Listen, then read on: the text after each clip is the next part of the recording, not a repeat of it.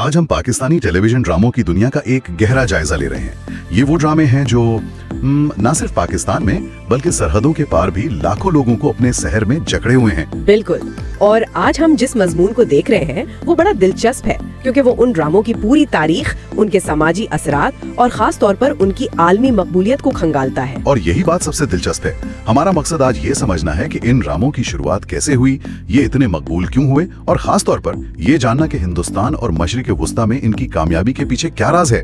चलें इसका जायजा लेते हैं। तो कहानी शुरू कहाँ से होती है? हमारे जराए बताते हैं कि पहला सीरियल खुदा की बस्ती 1969 में आया, लेकिन असल जादू तो 70 और 80 की दहाइयों में हुआ, जिसे नाक़िदीन पाकिस्तानी ड्रामों का सुनहरी दौर कहते हैं। सुनहरी दौर। और इस सुनहरी दौर की बुनियाद बहुत मजबूत थी। यहाँ सबसे दिलचस्प बात यह है कि बहुत से पाकिस्तानी ड्रामे वो हवा में नहीं लिखे गए, उनकी जड़ें उर्दू अदब में थीं।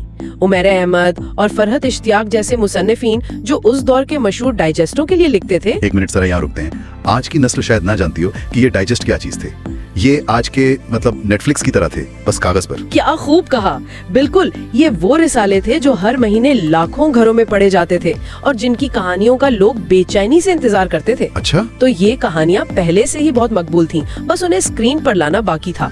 इस अदबी बुनियाद ने ड्रामों को वो गहराई दी, वो किरदार निगारी दी जो उनकी पहचान बन गई। ये सिर्फ कहानियाँ नहीं थी, ये अदब था जिसे आप देख सकते थे। और तो ये आला मेयार की प्रोडक्ट पाकिस्तान में तो कामयाब थी, लेकिन असल धमाका तब हुआ जब ये सरहद पार पहुंची। 80 की दहाई में वारिस, तन्हाइयां और अनकही जैसे ड्रामों ने हिंदुस्तान में जो मकबूलियत हासिल की, वो आज तस्वुर करना भी मुश्किल है। यहाँ एक बहुत ही दिलचस्प नुक्ता है। इंडिया टुडे की 1988 की एक रिपोर्ट ने इसे लफ्जी तौर पर एक यलगार यानी इन्वेजन करार दिया था। यलगार मतलब इतना बड़ा असर था? जी, इन्वेजन। ये कोई मामूली बात नहीं थी। रिपोर्ट में लिखा था कि शुमाली और मगरबी हिंदुस्तान के शहरों जैसे दिल्ली, मुंबई, लखनऊ में, बड़े शहरों में इन ड्रामों के वीडियो कैसेटों का मुतालिबा हिंदी फिल्मों के बराबर और कुछ जगहों पर तो उससे भी ज्यादा था। एक मिनट, क्या हम वाकई ये कह रहे हैं कि अमिताभ बच्चन के उरूज के दौर में पाकिस्तानी ड्रामों की कैसेटें उनकी फिल्मों से ज्यादा या उनके बराबर मकबूल थी? ये सुनने में तकरीबन नामुमकिन लगता है। ये वाकई हैरान कुन है, लेकिन रिपोर्ट में ठोस तफसीलात हैं।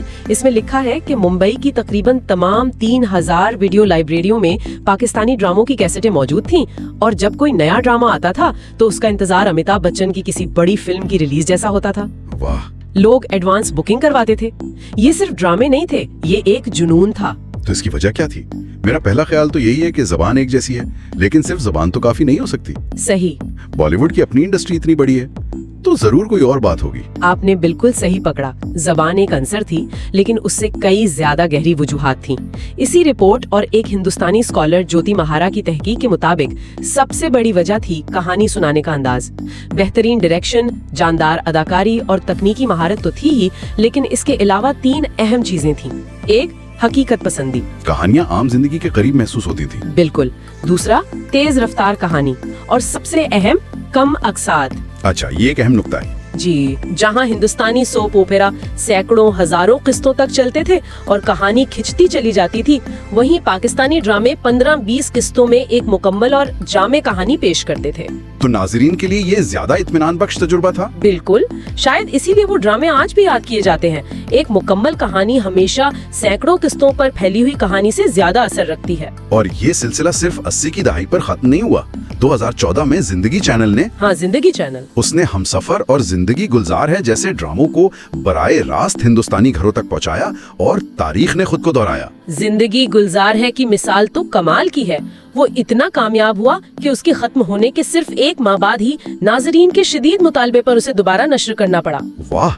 यानी डिमांड इतनी ज्यादा थी कि चैनल को अपना पूरा शेड्यूल बदलना पड़ा। आजकल के ऑन डिमांड दौर में ये शायद आम बात लगे, लेकिन 2014 में एक टीवी चैनल के लिए ये एक बहुत बड़ा फैसला था। इससे पता चलता है कि अच्छी कहानी की भूख सरहद नहीं देखती।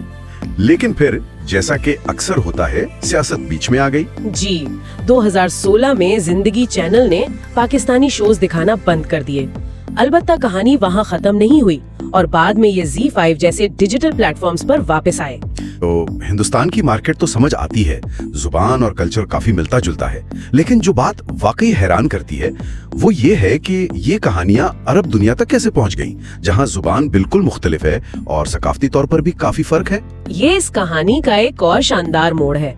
इसका आगाज 2013 में हुआ जब ड्रामा हम सफर को अरबी में डब करके रफीकुर रूह यानी सोलमेट के नाम से MBC पर नशर किया गया। MBC पर? वो तो मशरक वस्ता का एक बहुत बड़ा और बाअसर चैनल है। जी, और इससे पहले पाकिस्तानी ड्रामे वहाँ नहीं दिखाए जाते थे।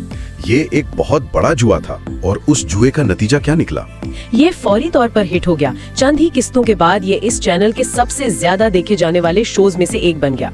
इसने एक ऐसा दरवाजा खोला जिसके बारे में किसी ने सोचा भी नहीं था। हम सफर की कामयाबी के बाद तो जैसे लाइन लग गई। अच्छा। मलाल, जिंदगी गुलजार है, खानी और सुनू चंदा जैसे दर्जनों ड्रामे अरबी में डब किए गए। लेकिन ये कामयाब क्यों हुए? एक पाकिस्तानी जोड़े की कहानी में अरब नाजरीन को क्या चीज इतनी पसंद आई? क्या ये सिर्फ रोमांस था या कुछ और भी? मेरे ख्याल में इसकी कई वजूहात हैं। एक तो मोहब्बत और खानदानी मसाइल जैसे मौजुआत आलमगीर होते हैं। दूसरा, पाकिस्तानी ड्रामों की प्रोडक्शन वैल्यू बहुत अच्छी होती है, जो उन्हें तुर्की और कोरियन ड्रामों के मुकाबले में खड़ा करती है।